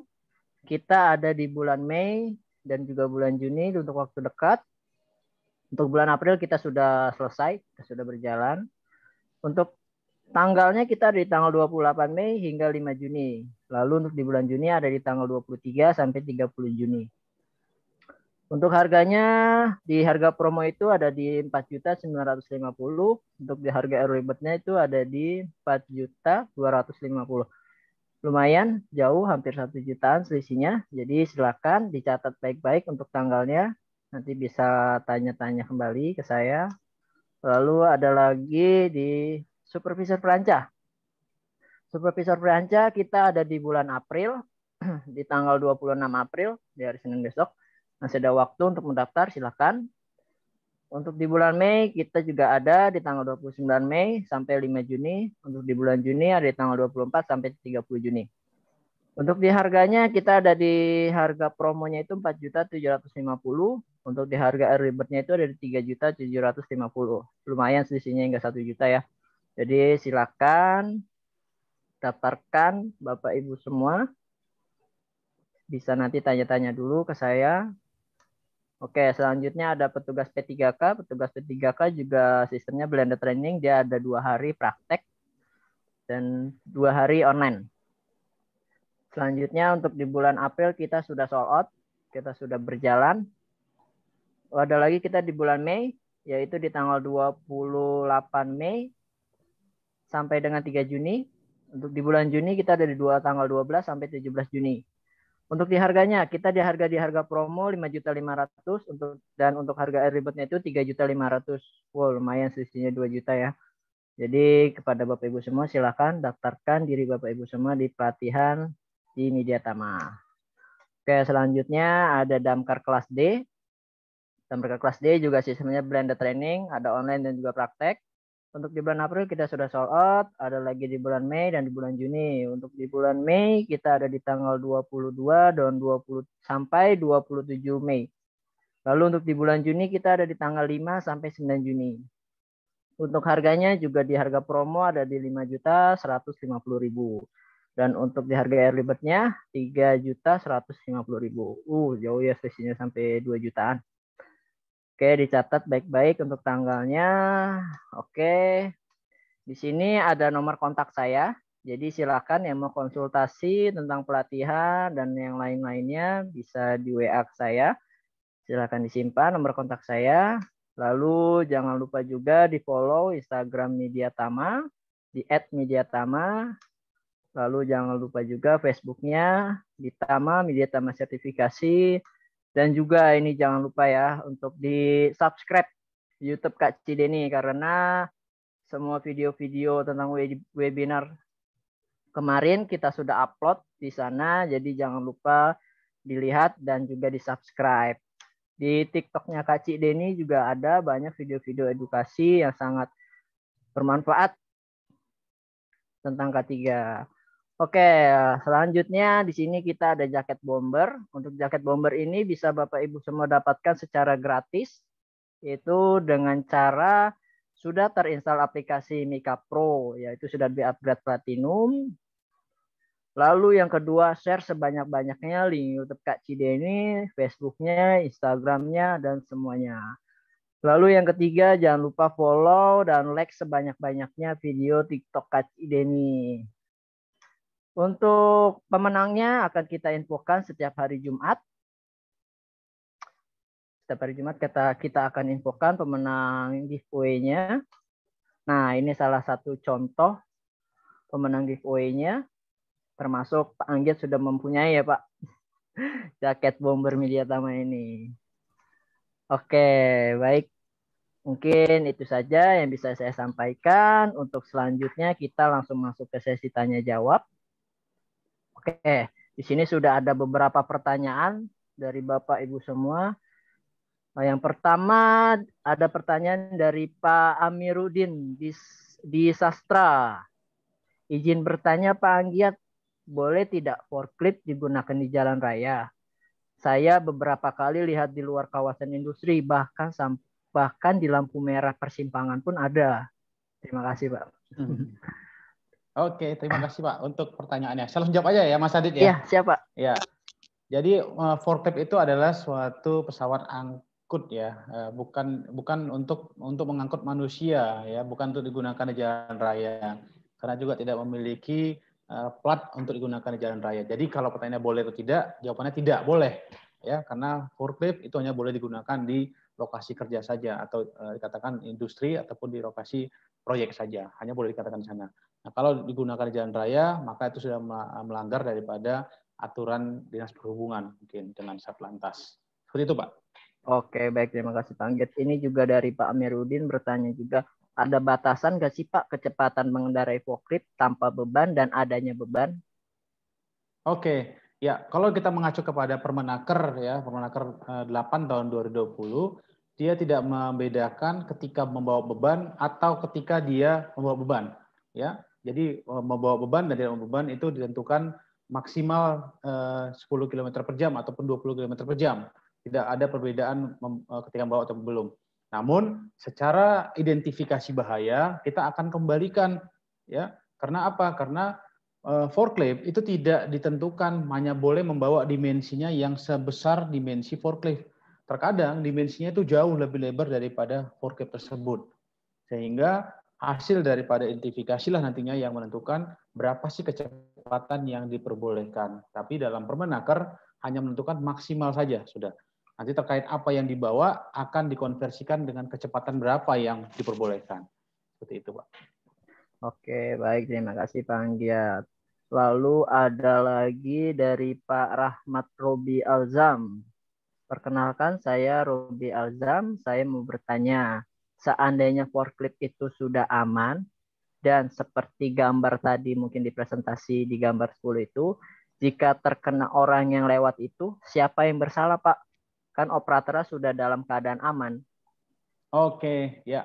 Jadi nanti terkait siapa yang salah, siapa yang benar sebenarnya itu dibuktikan dengan investigasi.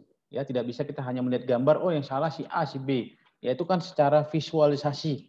Saya tidak tahu bagaimana rentetan ceritanya, misalnya apakah benar orang itu yang berada di situ, apakah itu adalah jalur pejalan kaki atau tidak, kita tidak tahu secara detail. Namun yang membuktikan adalah hasil investigasi. Dan perlu kita ketahui di setiap perusahaan itu biasanya dibedakan, Pak. Jalur pejalan kaki ada khusus, jalur untuk alat berat itu khusus. Kalau jalur pejalan kaki forklift masuk dan dia tidak mengutamakan orang pejalan kaki, maka dia yang salah. Dan begitu juga sebaliknya, Pak. Itu. Oke, itu sudah jelas sekali ya Pak Rahmat untuk jawabannya. Oke, kita lanjut lagi ke pertanyaan berikutnya. Untuk selanjutnya ada dari Pak Hadi Suharjo. Mohon izin bertanya, apakah operator berhak atau tidak mengoperasikan apabila forklift tersebut tidak ada surat pengesahan atau silo dari Dinas Ketenagakerjaan setempat? Terima kasih, Pak. Oke, terima kasih untuk pertanyaannya Bapak ya. Jadi untuk SIO ya, SIO itu tidak mengcover terkait izin. Kalau SIO kan surat izin layak operasi. Jadi seorang operator dia tidak berwenang untuk memastikan izinnya silo itu, maka saya tidak membawa. Namun itu sebagai referensi kita untuk memastikan forklift yang akan saya operasikan akan dalam kondisi aman. Ya, itu. Nah, belum tentu forklift yang tidak memiliki silo tidak aman, belum tentu, ya. Namun silo adalah sebagai administratif nantinya yang harus dipenuhi oleh suatu perusahaan agar forklift tersebut boleh digunakan. Itu. Namun seorang operator boleh saja itu memberikan atau menginformasikan kepada atasannya bahwa Pak, ini forklift kita sudah ada nggak nih silonya? Ya, kalau belum ada, ya tolong dilengkapin deh Pak, ya supaya saya juga dapat mengoperasikannya dengan nyaman gitu. Namun seorang operator hanya memastikan dia punya sio atau tidak. Seperti itu, Pak. Oke, baik. Terima kasih Pak Anggiat. Itu sudah lengkap sekali Pak Hadi jawabannya. Ya. Oke, kita lanjut lagi. Pertanyaan berikutnya ada dari Pak Amiruddin. Izin bertanya Pak Anggiat, untuk perawatan dan perbaikan rutin pada forklift, apakah itu tugas seorang operator forklift juga? Ya, oke. Terima kasih Pak pertanyaannya. Untuk perawatan jelas adalah tugas daripada operator forklift. Perawatan. Perbaikan nanti akan diklasifikasikan Pak. Karena diatur pada Permenaker nomor 8 2020 juga operator tingkatannya ada operator, ada teknisi, ada seorang ahli. Ya, teknisi lah nantinya yang melakukan perbaikan. Namun kita lihat apa nih klasifikasinya karena dalam Permenaker tidak menjelaskan secara rinci. Contoh pergantian bola lampu aja nih, ya bola lampu kecil, ya itu boleh di cover oleh seorang operator. Namun kalau kerusakannya sudah lebih besar, itu harus dilakukan oleh seorang maintenance atau seorang teknisi. Seperti itu Pak. Kalau perawatan sudah pasti, operator harus merawat, ya contohnya membersihkan, ya terus juga melakukan perbaikan-perbaikan kecil itu silakan aja, itu diperbolehkan. Ya. Oke, baik. Terima kasih Pak Anggiat. Itu sudah terjawab Pak Amiruddin. Selanjutnya dari Pak Mulyadi. Izin bertanya Pak, ada sebagai forklift ban belakangnya diisi air sebagai counterweight. Apakah ini direkomendasikan? Ya, oke. Jadi beberapa forklift ada bagian ban belakangnya diisi air. Saya sendiri terus terang belum menemukan ya, karena saya nggak tahu apakah itu dari pabrikannya memperbolehkan. Karena jenis forklift cukup banyak. Saya sendiri belum pernah menemukan ban forklift yang diisi air di sana. Ya, namun nanti akan dilihat kepada mungkin jenis daripada ban tersebut ataupun dari pabrikan si pembuat daripada forklift tersebut. Ya, karena teknologi sekarang ini cukup berkembang, ya cukup berkembang pesat. Ya memang kita juga memang harus mengikuti perkembangan tersebut. Namun untuk case yang ban yang rolnya diisi air, saya belum menemukan dan saya belum pernah meneliti itu. Jadi seperti itu gambarannya Pak. Oke, baik Pak Anggiat. Iya, jadi setahu saya juga kalau di ban forklift itu ada yang diisi angin dan juga ada yang ban mati ya Pak?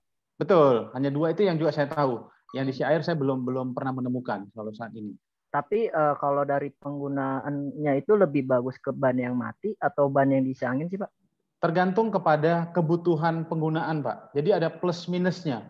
Kalau dia yang menggunakan ban mati, maka untuk sistem breaker shock breakernya itu ataupun hentakannya itu jauh lebih sedikit, ya, jauh lebih sedikit.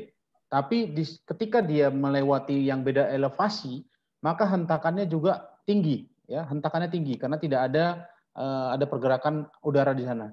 Nah, kalau yang menggunakan ban hidup atau menggunakan udara, ketika dia berjalan tempat yang rata, itu akan ada getaran sedikit, goncangan, ya, karena dia ada seperti shock di sana dikatakan kalau di ban itu bisa bergerak-gerak.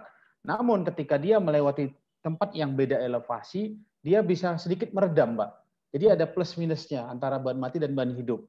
Namun kalau bicara secara ekonomisnya kembali, ya, dan juga secara ya kita bicara ekonomis adalah ban mati lebih ekonomis karena kalau terkena paku katakan atau benda-benda yang tajam, ban mati masih aman. Kalau ban yang diisi udara kempes langsung, ya itu. Iya betul. Oke baik, terima kasih Pak Anggiat atas jawabannya. Oke, selanjutnya nanti di season ketiga kita akan kasih kesempatan kepada para peserta atau Bapak Ibu semua untuk bertanya langsung nih kepada Pak Anggiat. Jadi silakan ditekan tombol raise hand-nya yang ada di menu Zoom-nya. silakan. Nanti akan saya langsung kasih untuk bertanya langsung nih kepada Pak Anggiat. Ya. Yuk, silakan kepada Bapak Ibu semua yang ingin bertanya langsung. Oh, kayaknya sudah nggak ada lagi pertanyaan, pada mampu semua ini. Kayaknya rata-rata udah para operator semua nih, operator berpengalaman yang hadir di sini ya, Pak. Jadi Pak Anggiat, jadi saya mau tanya juga nih mengenai forklift ya. Nah, jadi Ya. kalau untuk kompetensi forklift yang sering dipakai untuk di pabrik-pabrik, nah, nanti itu lebih banyak yang seperti apa ya? Karena kami kan habis ini kan insya Allah nanti awal Mei atau awal Juni kita ada, akhir Mei atau awal Juni kita ada pelatihan operator forklift. Kira-kira yang banyak dipakai itu yang mana? Level berapa, Pak? Ya, kalau yang paling banyak itu pasti yang kelas 2, Pak. Karena Kelas 2. pada industri-industri itu jarang sekali ya kalau saya jumpa itu di atas 10 ton, Pak. Jarang sekali. Kecuali dia adalah untuk di transportasi ya, seperti di kontainer ya, itu bisa menggunakan 15 ton. Tapi yang paling banyak ada yang diminta adalah untuk kelas 2, operator forklift kelas 2 yang digunakan. Dan forklift jenisnya yang digunakan itu juga banyak, Pak. Ada yang Grab, ada yang dia pakai fork.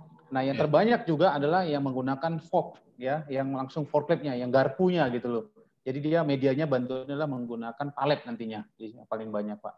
Jadi operator-operator yang paham lebih familiar dengan palet nantinya, paling banyak saat ini digunakan seperti itu. Jadi yang untuk nanti Bapak Ibu semua kalau ikut di Media Tama, kalau jadi ya kita nanti di bulan Juni lah, mungkin awal Juni kita ada pelatihan operator forklift untuk kelas 2. Itu pelatihannya 4 hari, 1 hari sosialisasi, 2 hari online, dan 1 hari untuk praktek. Jadi totalnya ada 4 hari. Jadi silakan Bapak Ibu semua hubungin Mas Adit ya.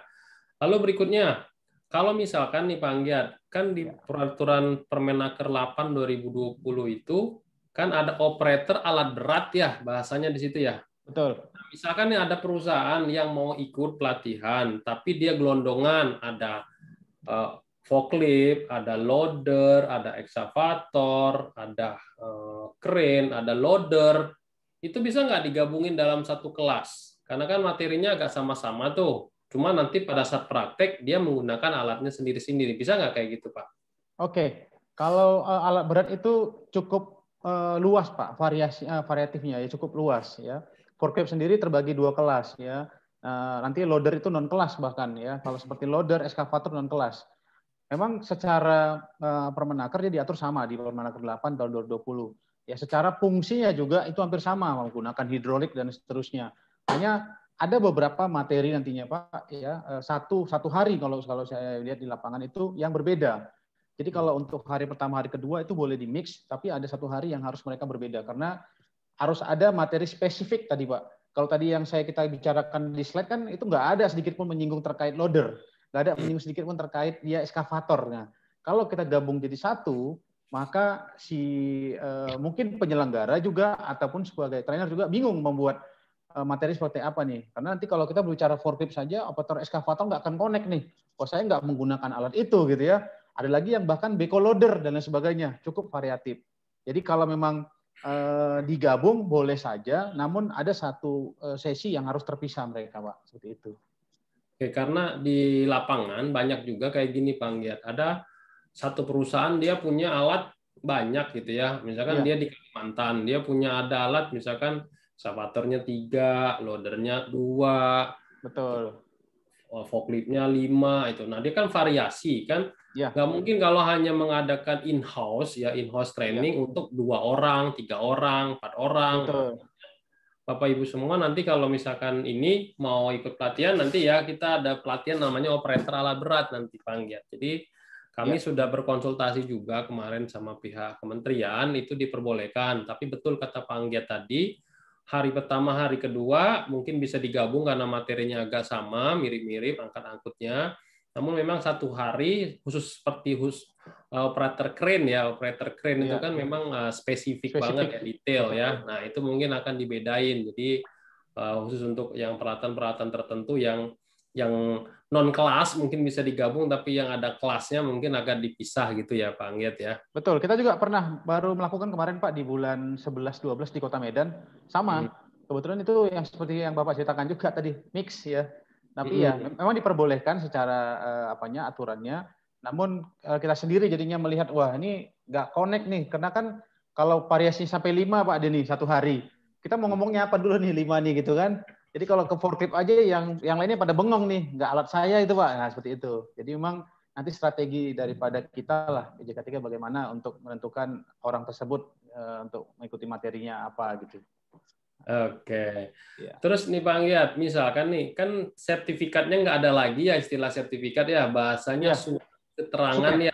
Betul. Nah, terus operator itu semuanya pakai lisensi ya. Iya. Nah, ini banyak juga yang bertanya ke saya nih, Pak Anggiat, ada nggak tips-tipsnya melihat kartu lisensi yang asli dan yang palsu atau abal-abal itu kayak gimana sih Pak? Karena banyak juga yang tanya kayak gitu tuh.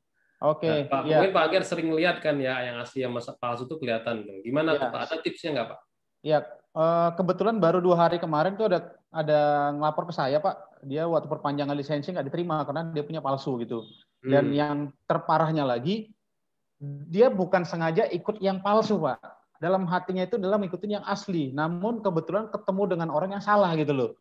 Jadi tips yang pertama adalah pastinya mencari PJK3 yang benar-benar menjalankan suatu training ya yang benar juga gitu. Artinya tidak hanya menawarkan suatu training tapi after sales-nya ada. Ya, saya bukan mau melebihkan tapi ya seperti Media Tama kita after sales-nya ada Pak ya. Kontak personnya jelas gitu loh. Jadi ini memang ketika sudah selesai nggak bisa dicari lagi siapa yang ngurus kemarin gitu loh. Yang pertama kita harus pintar memilih PJK3 terlebih dahulu. Ya, PJK3 kita harus pintar. Yang kedua dari lisensi sendiri sebenarnya itu sudah disiapkan dari Kemenaker dengan sistem barcode Pak di sana. Jadi setiap orang itu bisa melakukan scan barcode.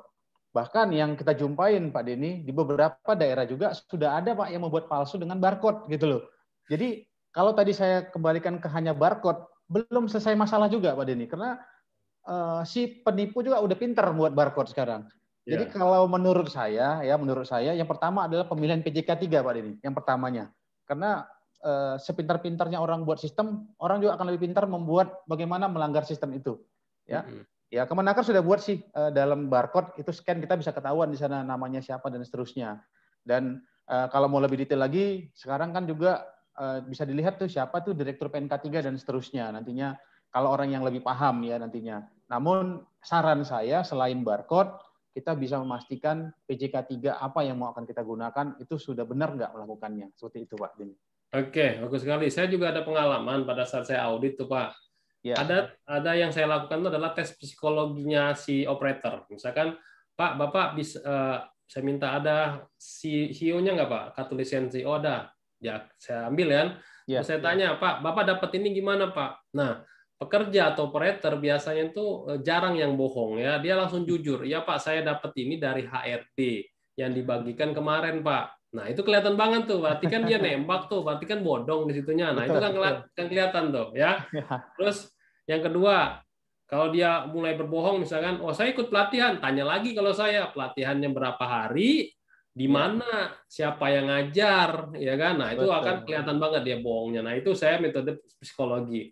Ada juga tipsnya adalah melihat siapa yang tanda tangan seperti Pak Angger bilang tadi, direkturnya siapa yang tanda tangan, tapi hanya orang tertentu saja yang bisa ngelihat itu ya. Ada perubahan direktur-direktur ya dari Pak Herman Bagus ke Pak Heri, lalu Pak Gasmadi, sekarang kembali lagi ke Pak Heri kan hanya orang tertentu aja. Nah, mengenai QR code ya yang ada di lisensi itu memang benar Pak Anggiat bisa dibuat melalui aplikasi QR code yang ada di Google. Gampang banget sebenarnya ngebuat itu ya. Nah, makanya saya beberapa kali menyarankan ke pihak Kemenaker kalau bisa QR code-nya itu nge-link ke database di teman K3. Jadi ketika di-scan langsung keluar tuh datanya. Jadi nggak bisa lagi tuh pemalsu untuk malsuin. Nah, tapi itu memang sedang dalam proses. Mereka bilang tahun ini akan dibuat seperti itu. Dan yang terakhir adalah bisa kita lihat juga dari fisiknya, Pak Anggiat ya.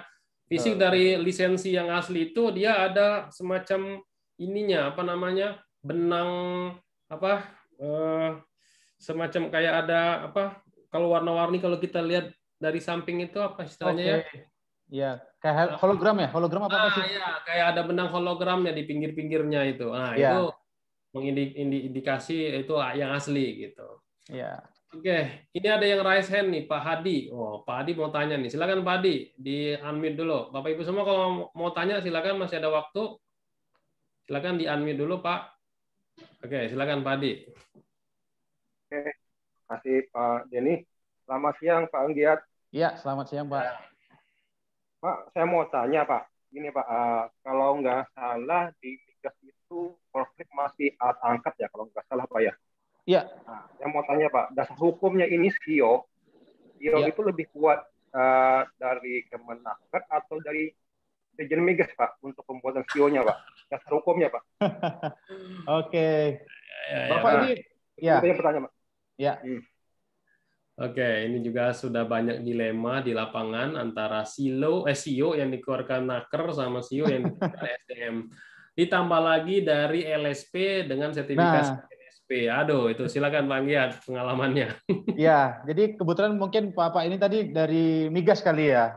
Kali ya, iya. Ya, jadi memang kembali lagi Pak, kita sekarang berada di bisnis mana nih Pak? Kalau Bapak adanya di Migas, ya ketentuan daripada regulasi migas juga ada Pak. Ya kita bisa mengacu kepada ketentuan tersebut.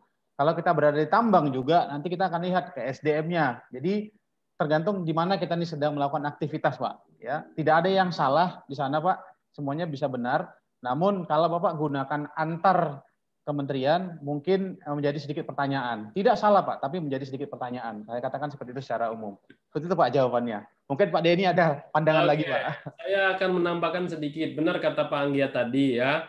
Di mana Bapak tender itu ikuti apa yang diminta oleh kementerian tersebut. Jadi jangan ngebantah. Kan kita mau tender sama mereka tuh, ya kan? Ya. Kalau tender di Kementerian SDM mereka minta apa? Ya udah ikutin apa yang mereka minta, ya kan? Ikut Kementerian PU mereka pakai LPJK, SKA, ikuti itu. Kenapa? Karena mereka itu semuanya sah, semua ada undang-undang. Bahkan di PP 50 tahun 2012 disebutkan di dalam pasal 10 ayat 3 ya.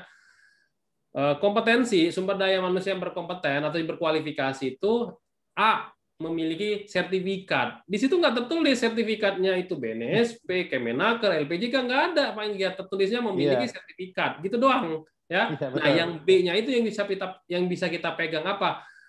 Memiliki kewenangan yang dikeluarkan oleh kementerian sesuai dengan peraturan perundangan. Nah, siapa yang berhak mengeluarkan kewenangan? Nah, berdasarkan Undang-Undang 1.1970 adalah Kementerian Ketenagakerjaan. Jadi kesimpulannya sertifikat boleh dari mana aja, tapi kalau ngomongin lisensi hendaknya harusnya dari pihak Kemenaker. Makanya Permenaker 8 2020 sertifikat kan diganti jadi suket, surat keterangan. Harapannya apa? Harapannya bisa di-cover oleh BNSP melalui LSP kan? Atau bisa jadi dari LPJK atau bisa dari SDM kayak gitu. Tapi kalau ngomongin soal kewenangan memang nomenklaturnya punya Kementerian Ketenagakerjaan. SKP dan lisensinya memang punya Kemenaker. Itu dari saya, Pak Ngiat.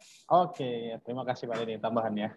Ya, ada lagi teman-teman semua silakan. Kalau masih ada yang bertanya, raise hand aja silakan. Oke, Pak Ngiat, ada lagi pertanyaan. Kan untuk menjadi seorang yang berkompeten di bidang operator alat berat itu kan agak gimana gitu ya. Kalau misalkan nih orang tuh benar-benar dari nol banget, terus ikut latihan, apakah itu bisa mengcover semuanya? Maksudnya dia langsung bisa atau gimana itu syaratnya itu? Baik Pak, jadi terkait sertifikasi operator forklift sama seperti kita akan membuat SIM, baik SIM sepeda motor atau SIM mobil ya. Jadi penyelenggara ataupun PJK 3 ya atau Kemenaker mereka tidak melatih orang yang dari tidak bisa menjadi bisa untuk sertifikasi dalam hal ini. Namun mereka adalah mensertifikasi orang yang sudah memiliki basic terkait pengoperasian alat berat nantinya ya mereka akan latih dalam teoritis atau sosialisasi. Selanjutnya mereka akan melakukan tes kompetensi langsung. Benar nggak orang tersebut bisa mengoperasikan forklift dengan baik sesuai dengan arahan yang sudah dibuat oleh Kemenaker. Dia harus bisa berbelok dan lain sebagainya. Jadi tidak mengajarkan orang dari yang tidak bisa mengoperasikan menjadi bisa. Seperti itu Pak Denny. Untuk kompetensinya.